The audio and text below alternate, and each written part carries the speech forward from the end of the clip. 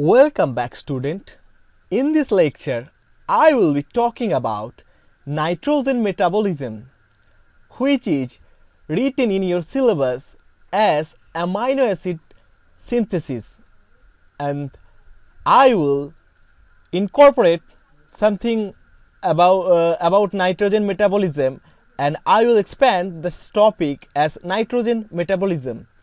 And this lecture will be exclusively for 4th semester general students. Now, coming to the topic, in continuation with the earlier topic, we have seen that ammonia is the last product that we have found in our biological nitrogen fixation, and NO3 can also be formed through another kind of nitrogen fixation. তাহলে আমরা যেটা জানলাম যে NO3 এবং NH3 এই দুটো প্ল্যান্টের মধ্যে প্ল্যান্ট অ্যাকুমুলেট করতে পারে, এবং এই অ্যামোনিয়া এবং NO3 that is nitrate both can be toxic up to a certain level, after a certain level. তাহলে এই যে NH3 এবং NO3 এই দুটোকে প্ল্যান্ট কীভাবে ইউটিলাইজ করবে সেটাকে আমরা দেখব, এবং এর মাঝখানে আমরা আমাদের যে টপিক আছে সেই টপিকটা তোমাদের অ্যামাইনো অ্যাসিড সিনথেসিস সেটা পড়ে নেব। প্রথমত আমরা জেনে নিই যে নাইট্রেট এবং অ্যামোনিয়া প্ল্যান্ট এবং অ্যানিমেলের ক্ষেত্রে ডিফারেন্টলি টক্সিক এজন্যই বললাম, কারণ এই যে নাইট্রেটটা প্ল্যান্টের ক্ষেত্রে খুব একটা বেশি টক্সিক ডেলটারিক্স এফেক্ট ফেলে না, কিন্তু এটা যদি হিউম্যানস এবং অ্যানিমেলসের মধ্যে প্রবেশ করে তাহলে কি করবে, এই নাইট্রেটটা সে কি করে যে আমাদের ব্লাডে অক্সিজেনের সাথে হিমোগ্লোবিনের এই যে সংযুক্তি হতে দেয় না, তার ফলে একটা মারাত্মক ডিজিজ যেটার নাম হচ্ছে মিড হিমোগ্লোবিনিমিয়া, যে ডিজিজটার নাম হচ্ছে মিড হিমোগ্লোবিনিমিয়া। এছাড়াও নাইট্রেট কি করে, হিউম্যানের মধ্যে নাইট্রেট থেকে নাইট্রোসো অ্যামাইন্স তৈরি করতে পারে, যেটা কিন্তু কার্সিনোজেন। তার মানে তারা কার্সিনোজেন মানে তারা কি করতে পারে, ক্যান্সারের কারণ হতে পারে। এই কন্ট্রাস্টে যদি আমরা দেখতে চাই অ্যামোনিয়াম কিন্তু নাইট্রেটের তুলনায় বোথ প্ল্যান্ট এবং অ্যানিমেল দুজনের ক্ষেত্রেই টক্সিক, এবং অ্যানিমেলের ক্ষেত্রে তো টক্সিক বটেই, কিন্তু প্ল্যান্টের ক্ষেত্রেও একটা সার্টেন লেভেল অবধি প্ল্যান্ট সেটা কি করে যে ফটোসিনথেসিস এবং রেসপিরেটরি ইলেকট্রন ট্রান্সপোর্ট দ্বারা যে সকল অ্যামোনিয়া সে পাচ্ছে সেইগুলোকে কি করে একটা ভ্যাকুয়েলের মধ্যে সিকোয়েস্টার করে রাখে, মানে সঞ্চয় করে রাখে। তারপরে হলে এক্সেস হলে সেটা প্ল্যান্ট সেলের ক্ষেত্রে ক্ষতিকারক হতে পারে। সেই এক্সেস অ্যামাউন্ট হলে কি হবে সেটা আমরা দেখব। এবার প্রথমে যে বলেছিলাম যে NO3 এবং NH3 এই দুটো ফর্মে নাইট্রোজেন আমাদের প্ল্যান্টের বডির মধ্যে থাকতে পারে।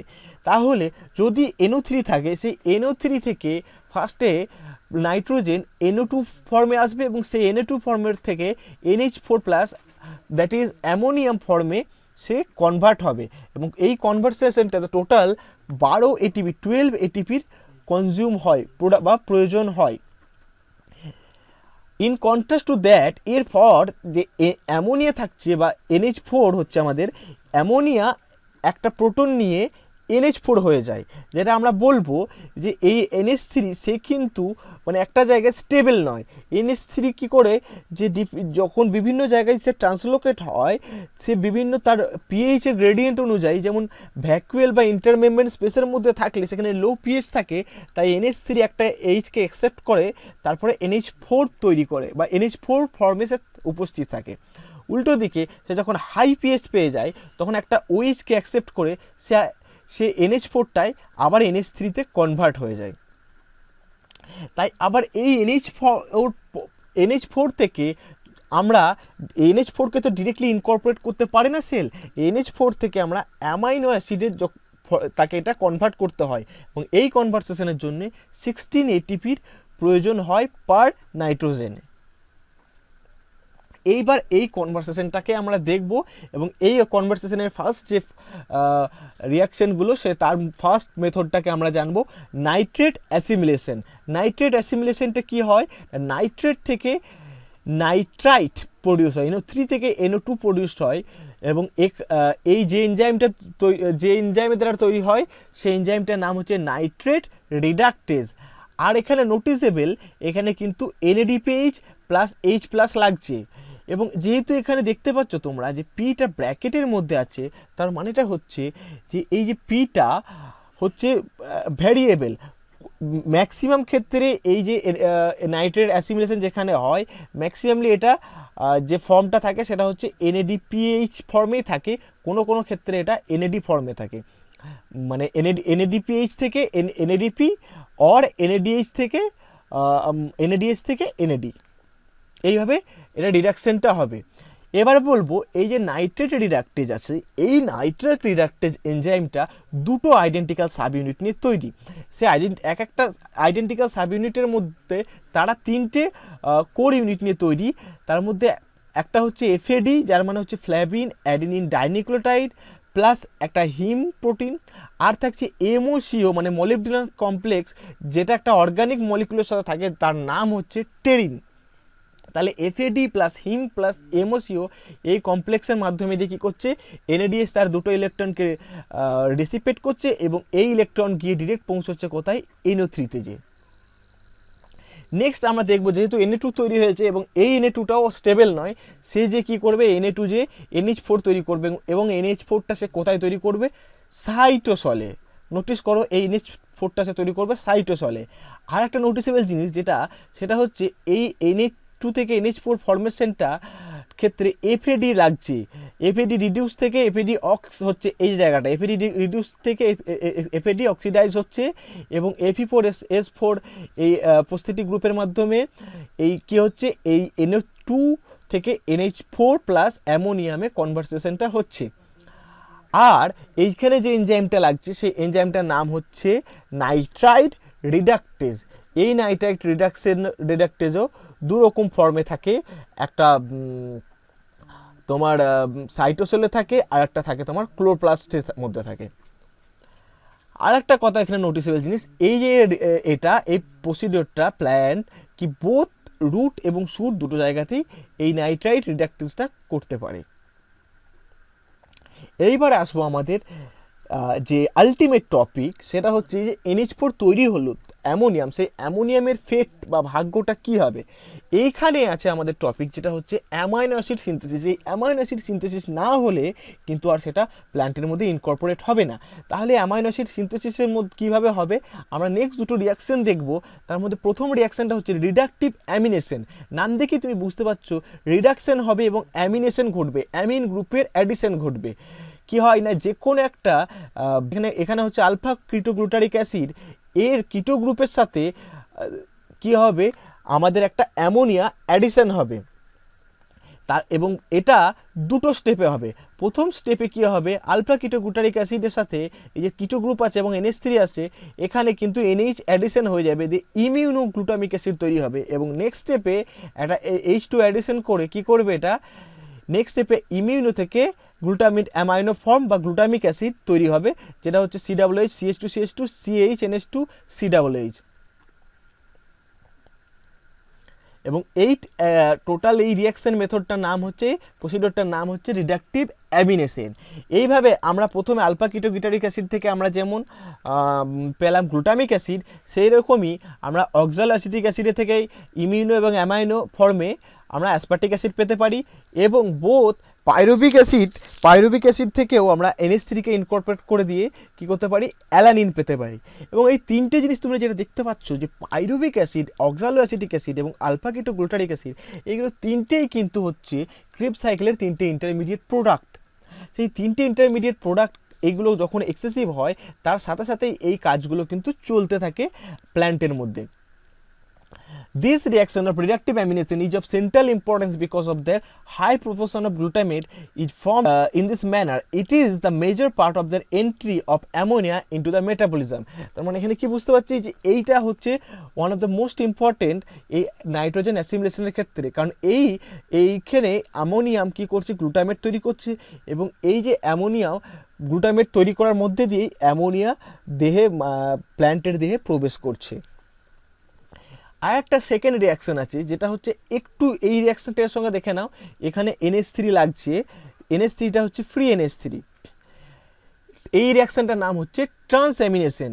ওটার থেকে এটার মেন যেটা ডিফারেন্সটা হবে সেটা হবে এখানে 1 নম্বর সেটা হচ্ছে NH3টা কিন্তু ফ্রি NH3 থাকবে না। Here the amino group of one amino acid is transferred to the carboxyl of a keto acid without the formation of free ammonia in the presence of a enzyme that is named as transaminase. যদি different product অনুযায়ী তার আলাদা আলাদা নাম হবে। যদি ধরো এখানে যেমন আছে গ্লুটামিক অ্যাসিড থেকে অ্যাসপার্টিক অ্যাসিড তৈরি হচ্ছে, তাহলে গ্লুটামিক অ্যাসপার্টিক ট্রান্সঅ্যামিনেজ। এরকম মেজর কিছু অ্যামিনেজ এনজাইমের নাম হচ্ছে অ্যাসপার্টেট ট্রান্সঅ্যামিনেজ, অ্যালানিন ট্রান্সঅ্যামিনেজ, লিউসিন ট্রান্সঅ্যামিনেজ, টাইরোসিন ট্রান্সঅ্যামিনেজ।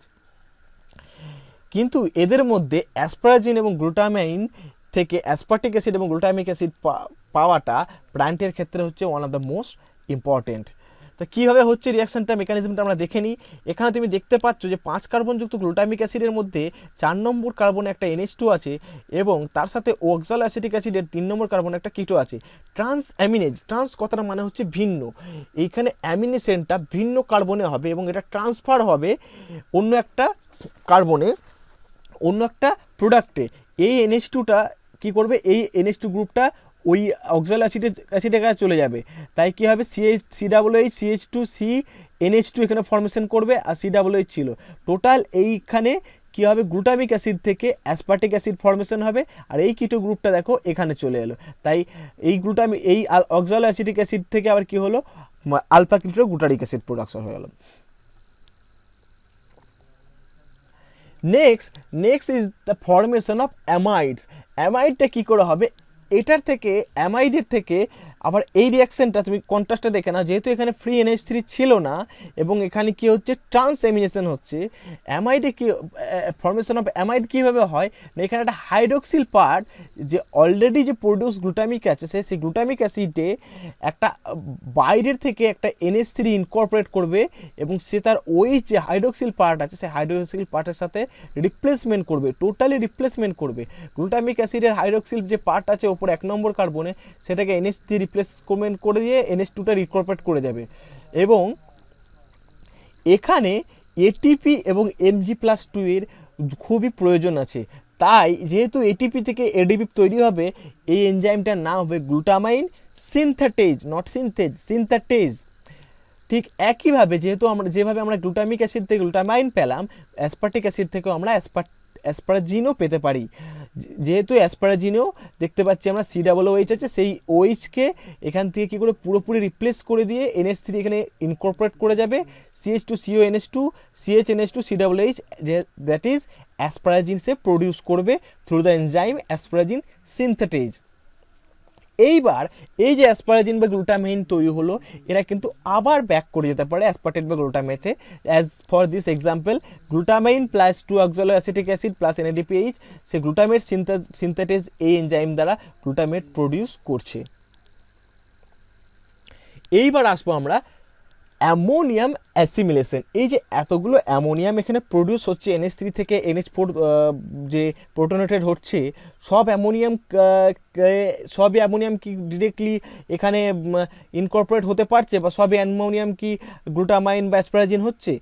যে এক্সেসিভ যে অ্যামোনিয়াম থাকছে সেই অ্যামোনিয়াম কি করছে, সে কি করবে, দুটো রিয়াকশন সাইকেলের মধ্যে দিয়ে আবার অ্যামাইনো অ্যাসিড তৈরি করবে। সেই অ্যামাইনো অ্যাসিডগুলো আরও এক্সেসিভ অ্যামাইনো অ্যাসিড তৈরি করবে, সেই অ্যামাইনো অ্যাসিডগুলো প্ল্যান্টের মধ্যে ইনকর্পোরেট হবে। সেই অ্যামোনিয়াম অ্যাসিমিলেশনের প্রথম ধাপের এনজাইমটার নাম হচ্ছে গ্লুটামাইন সিনথেটেজ। গ্রিন কালার দেওয়া আছে, গ্লুটামাইন সিনথেটেজ কথাটার মানেই জানছো যে তুমি ATP লাগবে, তাহলে glutamate plus ammonium plus ATP, glutamate থেকে তৈরি হবে গ্লুটামাইন প্লাস ADP। খুব ইজি রিয়াকশন। আর এই রিয়াকশানে কোফ্যাক্টর হিসাবে Mg+2 Mn+2 এবং CO+2 that is cobalt as a cofactor খুবই জরুরি। এবারে বলি এই GS বা গ্লুটামাইন সিনথেটেজের দুটো ফর্ম আছে, একটা ফর্ম পাওয়া যায় সাইটোসলে আর একটা ফর্ম পাওয়া যায় আমাদের দ্যাট ইজ রুট প্লাস্টিডে।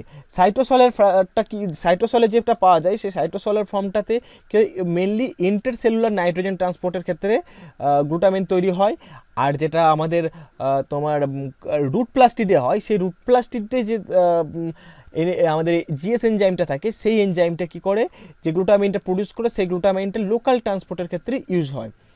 এবং এই ফর্মটা, একমাত্র এই ফর্মটা লাইট এবং কার্বোহাইড্রেটের লেভেলের এক্সপ্রেশন অনুযায়ী তার এক্সপ্রেশনটা অল্টার্ড হতে পারে, যেটা কিন্তু সাইটোসলিক ফর্মের ক্ষেত্রে প্রযোজ্য নয় বা সেরকমভাবে প্রযোজ্য নয়। এবার আসি নেক্সট ধাপ। এখানে গ্লুটামেট থেকে আমরা গ্লুটামাইন পেয়ে গেলাম। নেক্সট ধাপে যে এনজাইমটা, সেই এনজাইমটার নাম হচ্ছে glutamate synthetase, সিনথেজ, glutamate সিনথেজ, not synthetase. Glutamate সিনথেজ মানে এখানে এটিপি লাগবে না, আর এখানে গ্লুটামেট মানে হচ্ছে সে গ্লুটামাইন থেকে আবার সে গ্লুটামেট তৈরি করবে। তার মানে কি লাগবে, গ্লুটামাইন থেকে আর একটা প্রোডাক্ট, এই প্রোডাক্টটার নামটা কি করে মনে করবে না, এই গ্লুটামেট সিনথেটেজের আর একটা নাম আছে গ্লুটামাইন 2-অক্সোগ্লুটারেট অ্যামাইনো ট্রান্সফারেজ অর গোগ্যাট।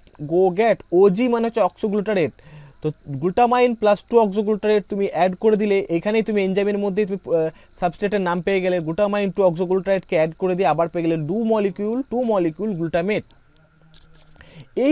এই যে এনজাইমটা, এই যে ট্রান্সফার হচ্ছে, এই ট্রান্সফারের জন্য যে এনজাইমটা গোগ্যাট, এই গোগ্যাটেরও দুটো ফর্ম আছে, একটা হচ্ছে এনএডিএইচ ফর্ম, একটা হচ্ছে এডি ডিপেন্ডেন্ট ফর্ম। এনএডিএইচ ডিপেন্ডেন্ট যে ফর্মটা আছে, সেই ফর্মটা হচ্ছে নন ফটোসিনথেটিক টিস্যুতে মেনলি পাওয়া যায়। আর এফডি বা ফেরোডক্সিন ডিপেন্ডেন্ট যে ফর্মটা আছে, সেই গ্লুটামাইট সিনথেটেজ, সেটা পাওয়া যায় ক্লোরোপ্লাস্টে। এবং এই ফর্মটা কি করে, ফটোরেসপিরেটরি নাইট্রোজেন মেটাবলিজমে সাহায্য করে। এবার আমরা আসবো আলটিমেট স্কিমেটিক ডায়াগ্রামে, যেখানে আমরা দেখতে পাবো যে NO3 প্রথমে বাইরে থেকে সেল থেকে ভেতরে সেলের মধ্যে ইনকর্পোরেট হলো, এবং এই NO3 কী হলো, প্রথমে নাইট্রেট রিডাক্টেজ, তারপর নাইট্রাইট রিডাক্টেজ দিয়ে NO3 থেকে NO2 হলো, NO2 থেকে এই NO2 আবার ভেতরে প্রবেশ করলো ক্লোরোপ্লাস্টের মধ্যে, এবং ক্লোরোপ্লাস্টের প্রবেশ করার পর কী করলো, নাইট্রাইট রিডাক্টেজের মধ্যে NH4 তৈরি করলো। এই NH4 আবার কী করলো, গোগ্যাট এবং জিএস দুটো এনজাইম নিয়ে, প্রথমে একবার জিএস এনজাইম আমাদের গ্লুটামেটকে নিয়ে তৈরি করলো, গ্লুটামেট প্লাস NH4 যখন তৈরি করলো তখন তৈরি হলো গ্লুটামাইন, এবং এই গ্লুটামেট থেকে আবার একটা গ্লুটামেট তৈরি হলো। প্রথমে গ্লুটামেট থেকে গ্লুটামাইন তৈরি হলো, এবং গ্লুটামাইন থেকে গ্লুটামেট তৈরি করলো গোগ্যাট। সেই গ্লুটামেট আবার অ্যাসপার্টেট তৈরি করছে, যেটা তুমি প্রথমেই দেখেছো রিডাকটিভ অ্যামিনেজ, ট্রান্সঅ্যামিনেজ দিয়ে দেখতে পেয়েছো, ট্রান্সঅ্যামিনেজ দিয়ে গ্লুটামেট অ্যাসপার্টেট তৈরি করলো। এই অ্যাসপার্টেট আবার ব্যাক করে অ্যাসপারজিন তৈরি করতে পারে, এবং এইভাবে প্রসিডিওর চলতে পারে। মানে গ্লুটামেট থেকে অ্যাসপারজিন যেমন হচ্ছে, উল্টোটাও হতে পারে, সেরকম উল্টোটাও এইভাবে বিভিন্নভাবে অ্যাসপারাজিন, গ্লুটামিন, অ্যালানিন প্রডিউস হচ্ছে, এবং এই অ্যামাইনো অ্যাসিডগুলো কি ধীরে ধীরে কী করছে, আমাদের যে মেইন বিল্ডিং ব্লক প্রোটিন এবং নিউক্লিওটাইড সিকোয়েন্স, ডিএনএ, আরএনএ প্রভৃতিতে এবং বিভিন্ন রকম রিয়াকশানের কাজে লাগছে। So that is up to here, and